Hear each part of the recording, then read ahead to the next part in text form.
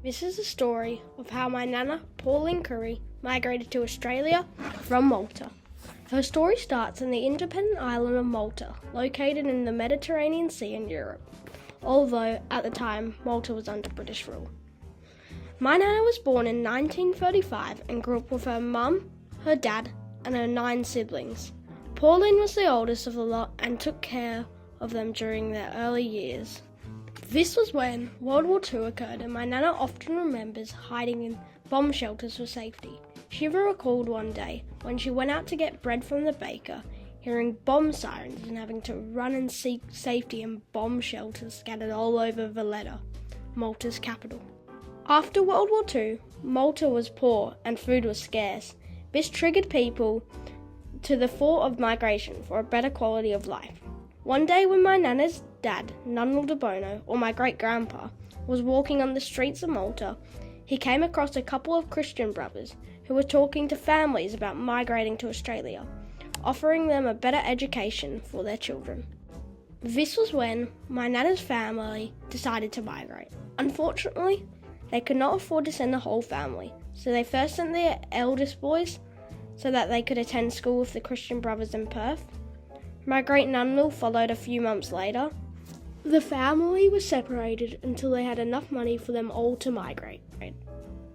1 year later, after scrimping and saving, they sent my nana and her sister, Chatina, or my great-auntie, on an English cruise ship. The boat trip took a whole month, and Pauline remembers being seasick the whole trip, and she struggled to communicate as they couldn't speak English.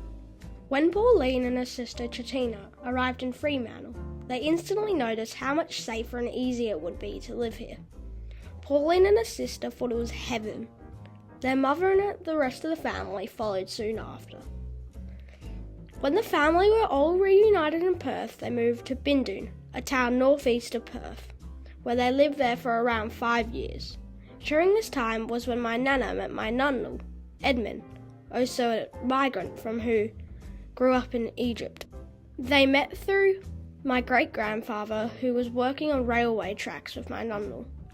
My nunnal was looking for love, and this was when my great-grandfather said to him that he had a daughter of the same age. Desperate to find love and start a family, my nunnal rode 50 kilometres on his bike every 2 days to ask my nana out. Although failing, he kept on trying until she gave in. Eventually they got married and moved to Mount Hawthorn in Perth.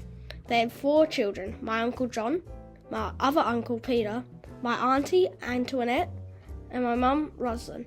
My mum was the youngest by 12 years. Pauline and Edmund raised them, and eventually the kids moved out. Pauline worked in a cleaning business, and my nunnal worked as a cook on the Indian Pacific train that travelled from Perth to the eastern states. They worked hard but loved their adopted country and the opportunities that it brought. They were able to educate their children, and with each generation their lives have improved due to the sacrifices that they have made. Nearly 2 years ago, sadly, we lost my nunnal, Edmund, who died at the age of 90, leaving behind his wife of 68 years. Pauline still lives in Perth and is 88 years old. She has 9 grandchildren and several great-grandchildren. This is the story of how my nana, Pauline, migrated to Australia.